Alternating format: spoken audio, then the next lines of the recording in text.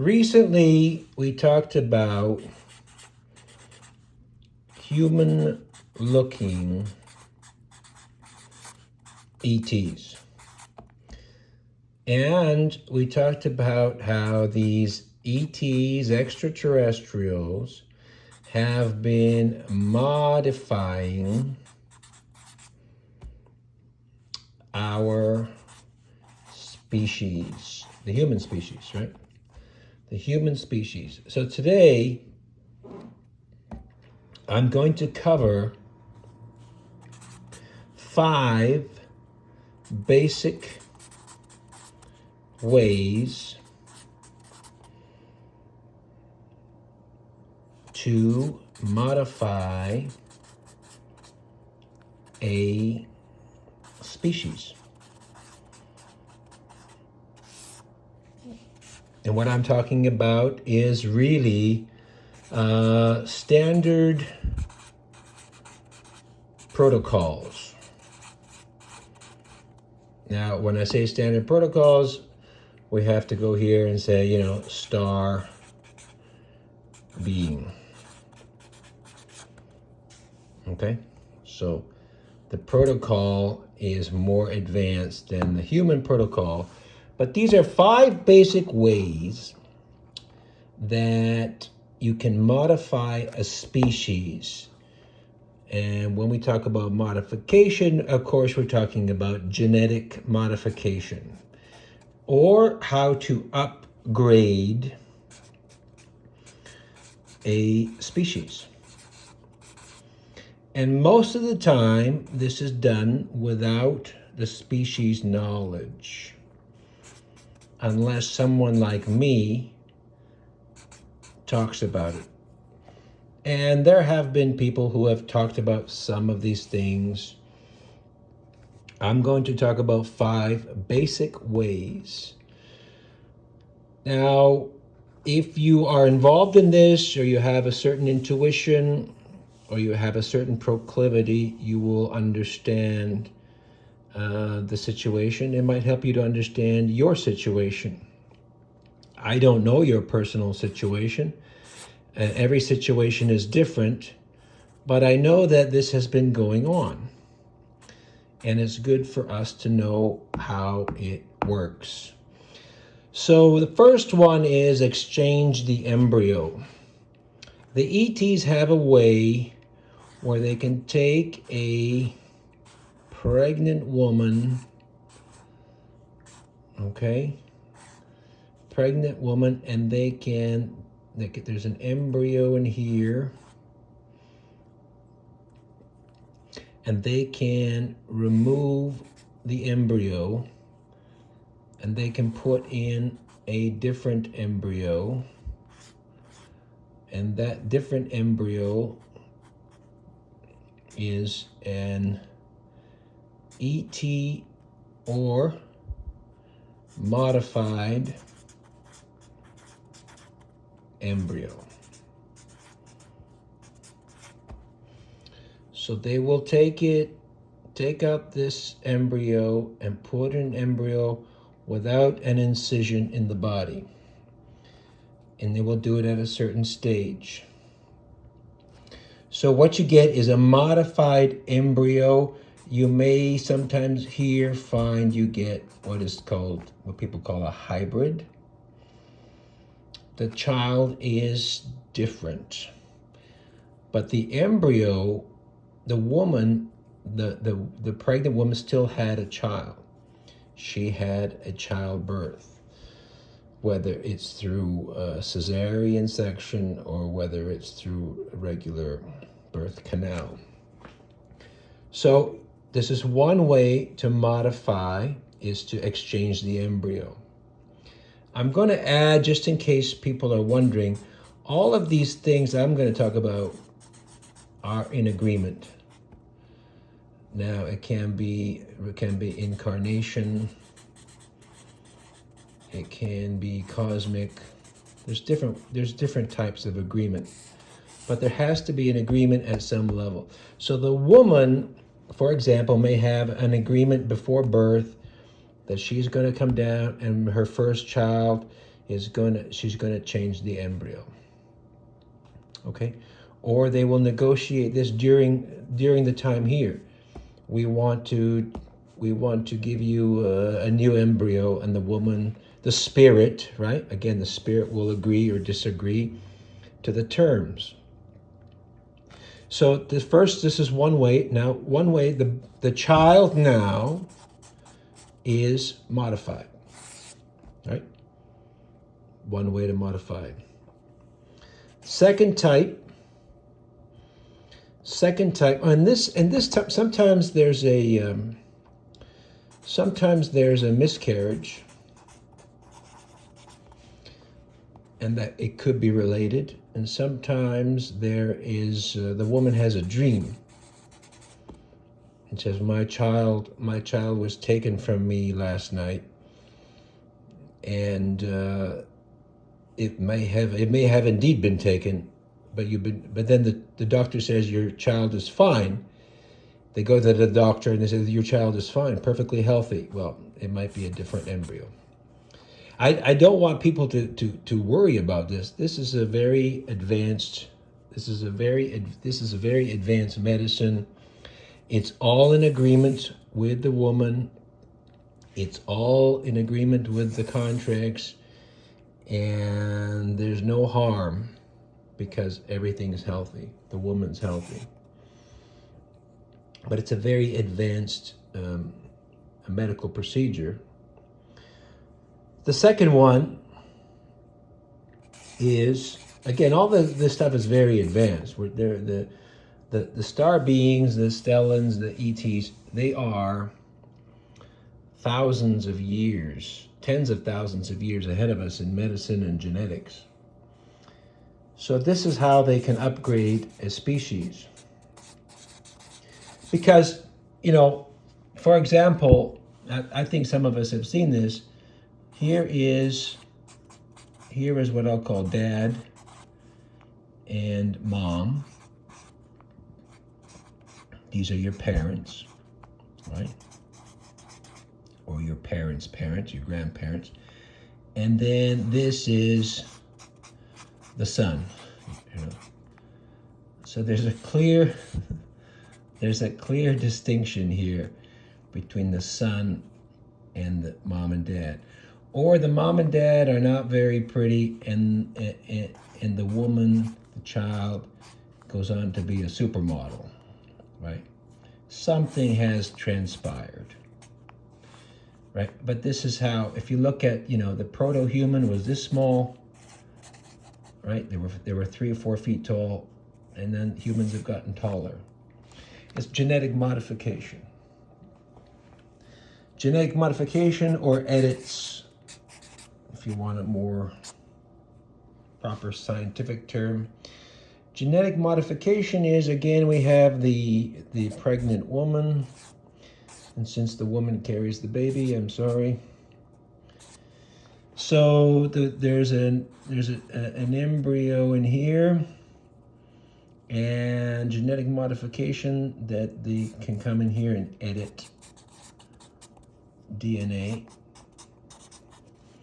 When the child is born, they will visit, right? And they will edit the DNA. The child is in the bed. The child is sleeping. And there will be somebody editing the DNA. So this is pretty normal, and sometimes there'll be a bunch of people, and they'll visit the child, right? They'll visit for several years, editing, monitoring, all this medical attention, free medical attention. And the child will be in agreement, the mother will be in agreement, but at the higher level. So at the consciousness level, they might not be aware of it. At the spirit level, they will be aware of it. Now, one way that these ETs, I don't like to call them ETs, but I think we can all understand it. One way to do all the things I'm discussing today is they can adjust ETs, right? They can implant memories. They can adjust memories. So this is how you might be a mother with a child and you have no idea. You think the child is normal. The memory's been adjusted. So this itself is another advanced science, right? So you're dealing with memories, you're dealing with modification, which is another advanced science, right? And you're also dealing with spirit, and because you're dealing with agreements, which is another advanced science. You're dealing with, as we'll see, you're dealing with incarnation, which is another advanced. All these are super advanced sciences that we will eventually understand, but we're not there yet. So we have the first two. The third one I want to talk about is the child. A child. Now, what happens in this type of species modification? Do you have parents? The typical man, husband, wife, or whatever parent you want to talk about. And there is a child. And let's say the child is 3 years old. At 3 years old, a ship arrives. And someone comes off the ship. Another 3-year-old child. So this is a star child, and this is a human child, modified or not modified, we don't know. They could be modified. They could have been an embryo born, so they could already be a star child. At 3 years old, they're too young to know anything.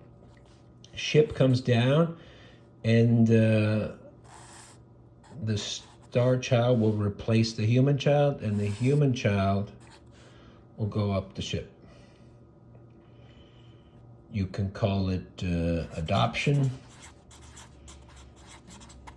or orphan. I'm not sure what the name is for it yet, but it's a child. It's like a swap. A child swap. Now these are protocols that I have observed over many years, and some people have talked about some of this stuff in different forms. So this is not what I'm saying. This is not a theory. This is observation, knowledge, and research, and experience. So the child, a star child, it looks human, right? Human looking, remember, human looking, from another planet, will replace this child.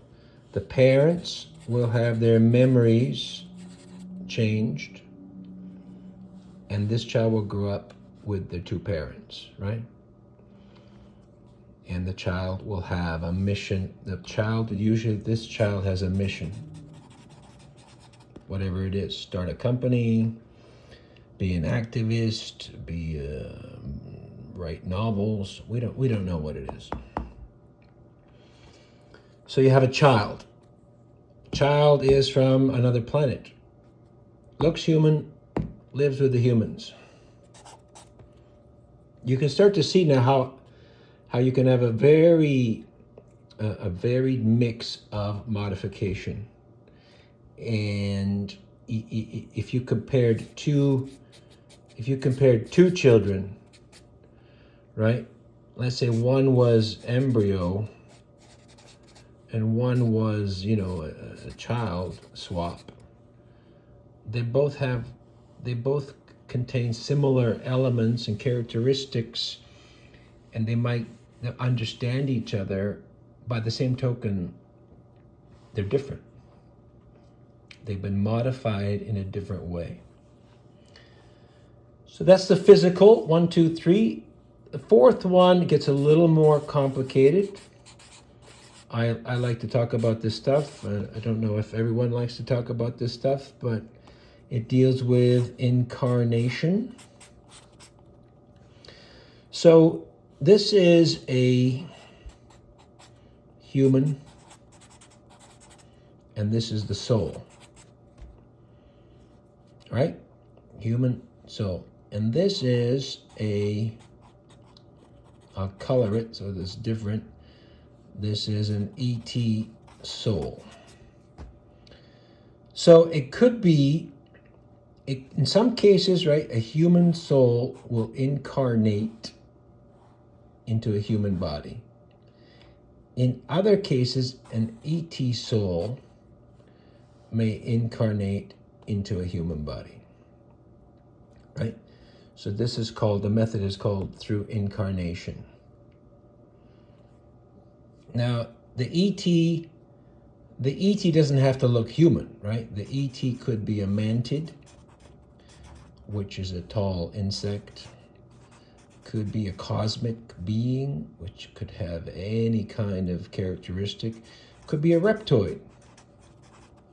So you could have a human that has a reptoid soul. In other words, that they're not going to turn into a lizard, because the soul, if you see their soul, it might look like a lizard, but it's not the physical. The physical form is a human body. Right? So you have a human with an ET soul. Sometimes we call them incarnate. We can call them reincarnate. In some cases, if this is, let's say this is the embryo and it's a female,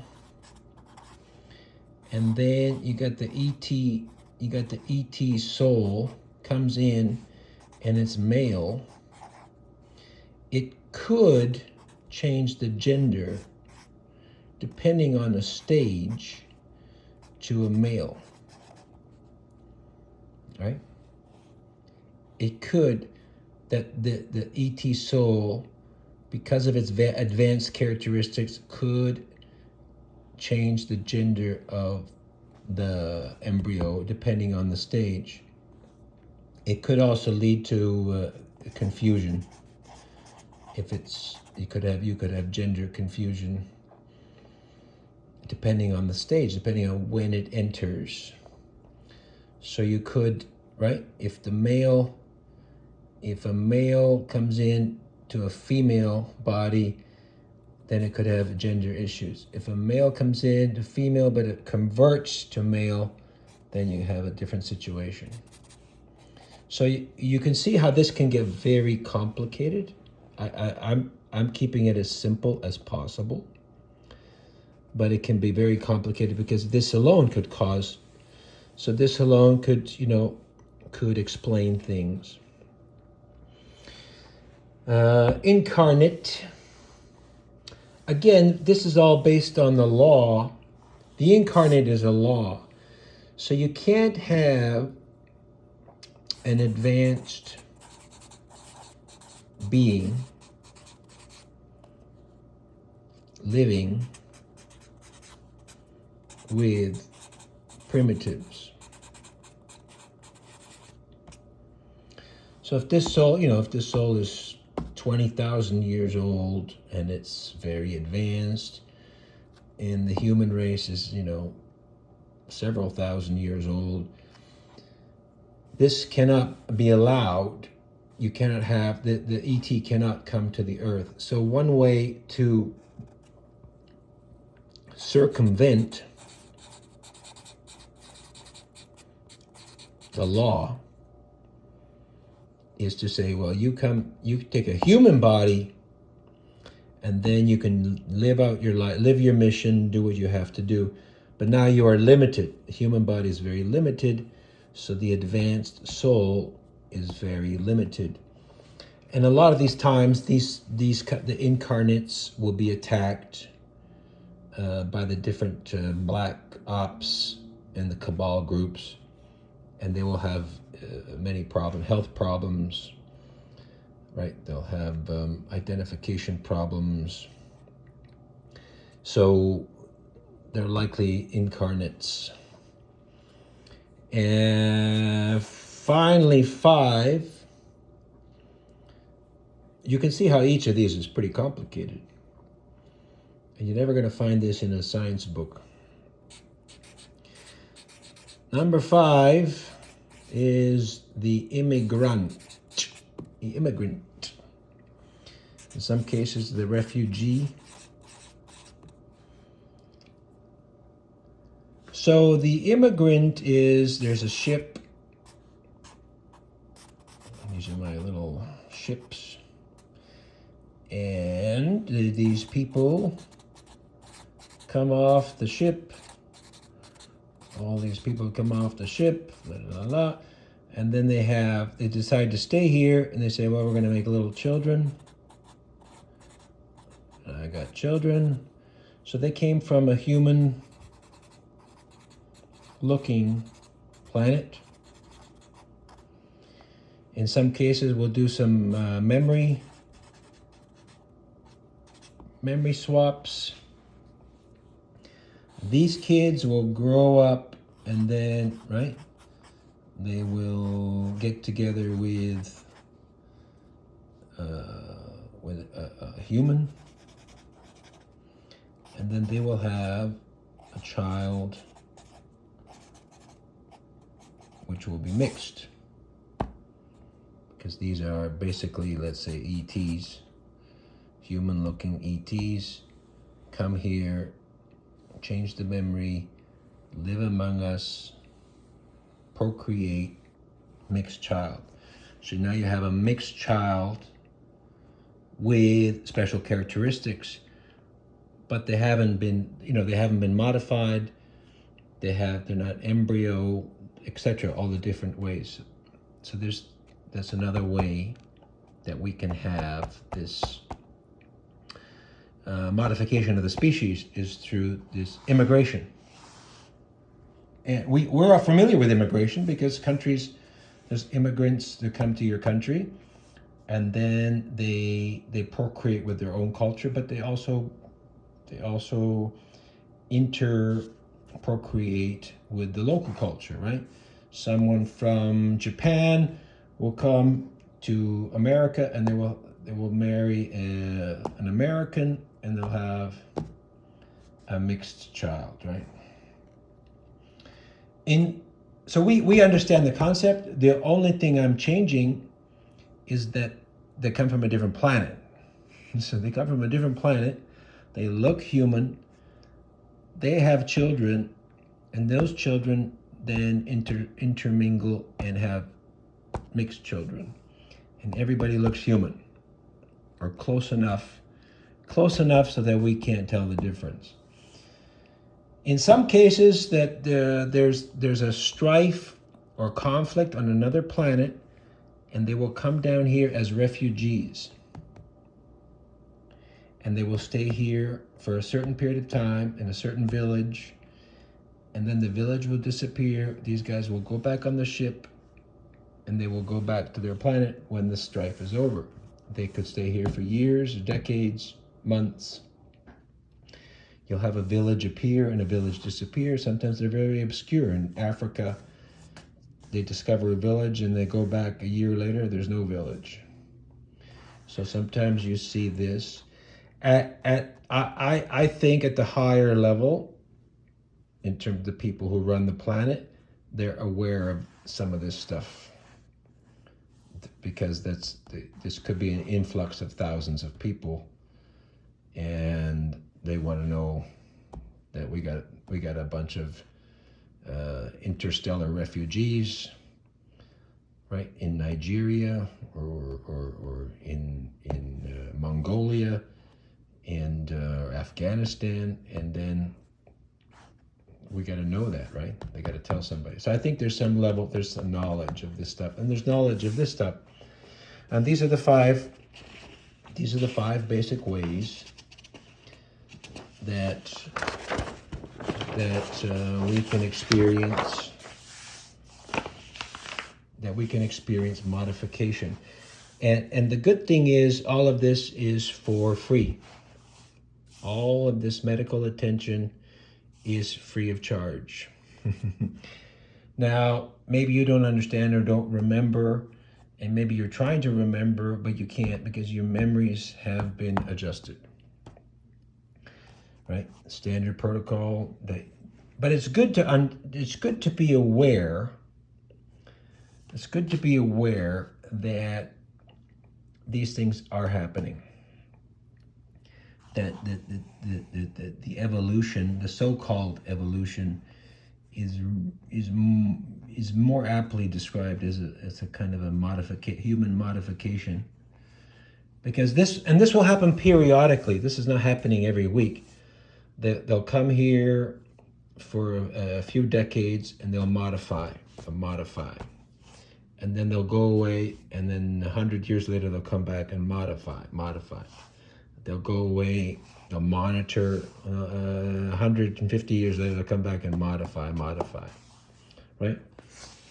So, and that's to keep our species alive, right?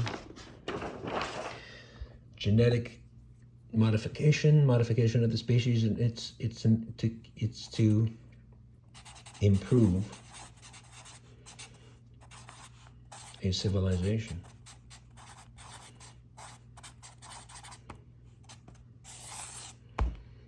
Until such point that we can be self-sustaining. And this is done because there are the genetics degrade over time. And through, through processed foods, poisoned air, through disease, right? Viruses, whatever. Stress, industrialization, all of this stuff does affect our genetics. The people who worked in mines, right? The people who worked in mines and on the railroad didn't have a great life. But once you build the railroad, right? Once you build the factories, once you go through those evolutionary steps. So because genetics degrade over time, and because there's a policy, there's a federation that monitors civilization, these modifications are necessary until we can be self-sustaining, and until we can be aware enough to understand some of the stuff I'm talking about, because it's pretty advanced, right? These are the 5 things.